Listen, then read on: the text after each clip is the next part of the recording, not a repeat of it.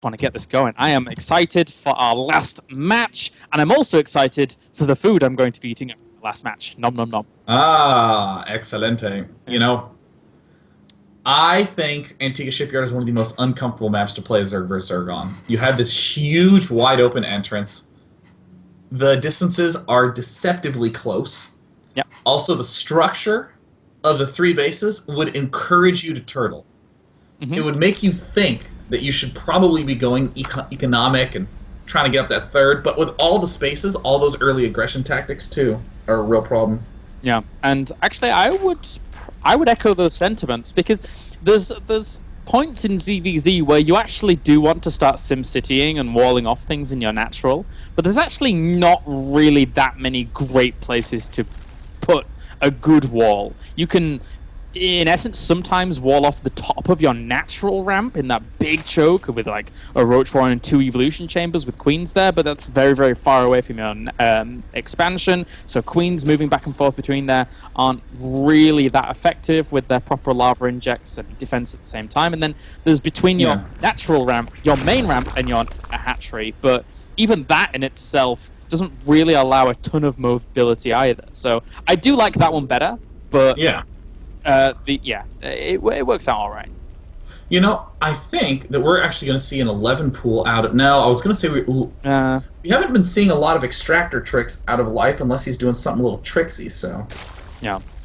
Oh, well. Oh, well. I'll go standard builds. So Leenock traditionally is the hash firster.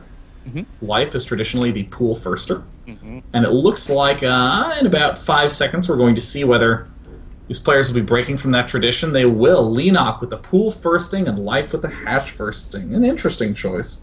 Yeah, don't mind that too much. Both players playing to each other's strengths, apparently, as for now we will have them just droning up, accruing as good economy as possible. But you're right. I mean, with the architecture of the natural, it makes it a little easier to go for aggressive moves against your opponent because you have a lot of room to wiggle around at their natural width. Surprisingly, unless you actually force the engagement right at your natural ramp, you actually give your opponent a great boon in securing that area just above or below your natural because it's wider than it would be if you were engaging just for example next to your hatchery. So it's tough to deal with.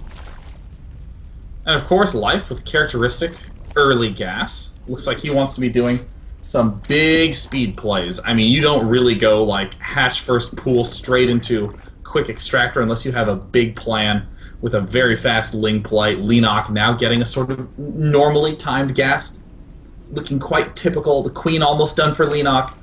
Oh gosh, what is he gonna? I think he's just gonna go double queen speed, build a couple drones, and then just flood lings. I wouldn't mind that at all. It works out quite nicely on this map where you can actually hide the lings quite well in a very similar way to how you would on Ohana. And, well, for now, just transferring... Leenock's just transferring his queen down to his natural. And do we have the queen on the way to the natural for... Oh, no, he's actually producing it. Of course he is, because he went hatchery first. So, Life will... Oh, man.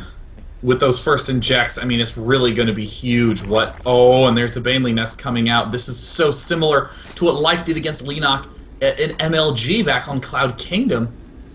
We see a lot of queens popping out from Leenock. An interesting mix where he's getting speed, some queens, to very defensive posture. Uh-oh. What is going to be popping out of dem hatches?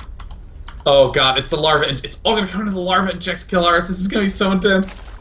Well, he's got a few overlords on the way as well, so he's freeing up quite a lot of supply as Life, which is very nice for him in this situation if he wants to get aggressive. Meanwhile, though, Leenock, look, this is the wall that I like on this map for Leenock. It's perfect. Going for the Baneling Nest, as well as the Spine Crawler behind it. You can use an Evolution Chamber if you want in that wall, but it's far superior in comparison to any other wall-off that you can do on this map.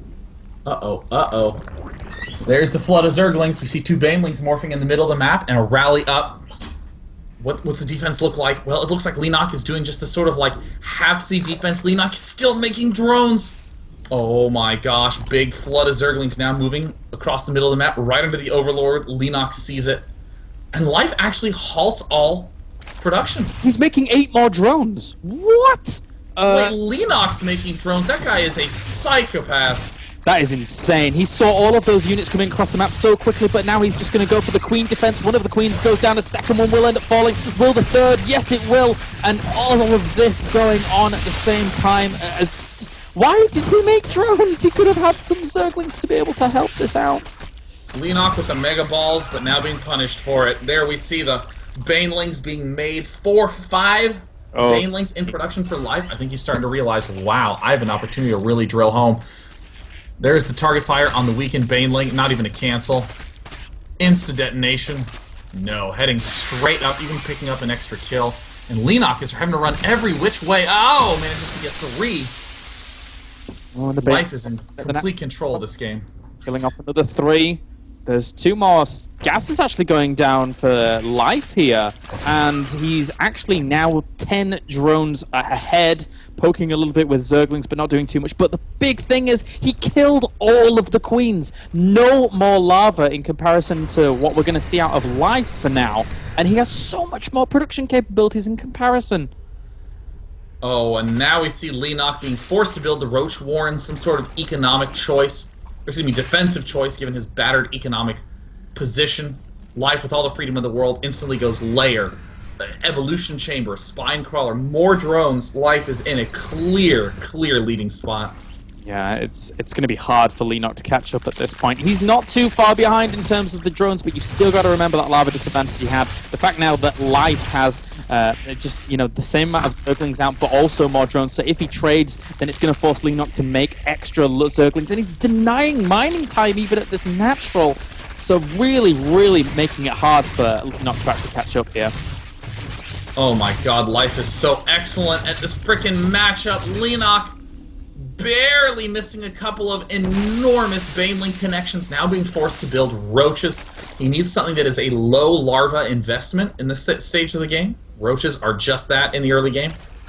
Yeah, 5 roaches are on the way. He already has a few out. Some Banelings do connect, but not amazingly. They really don't do too much to those roaches in the end. And there are quite a lot more Banelings on the way for Leenock. But still, he's down so many drones. It's going to be so difficult for him to actually deal with all of this here whilst... Oh, Life is getting +1 weapons and roaches himself. This is brutality. Oh! Sorry. I heard him. Oh! One Baneling just caught about 15 Zerglings at the natural of Leenock. Oh, dang. I wish I was there for that. I was looking back in the base where, I mean, as we're talking about, there's no Spire going down, there's no cutesy tech play. I mean, Life got the lead, and he is just going to out-muscle Leenock. Leenock is moving in with what could be the final attack, stepping into a just terrible position. There's so many roaches. Look at this, we're even seeing the spread out from Life and those Banelings. Oh, GG!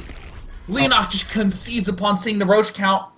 That means that Life again has defeated Leenock in a really pivotal series.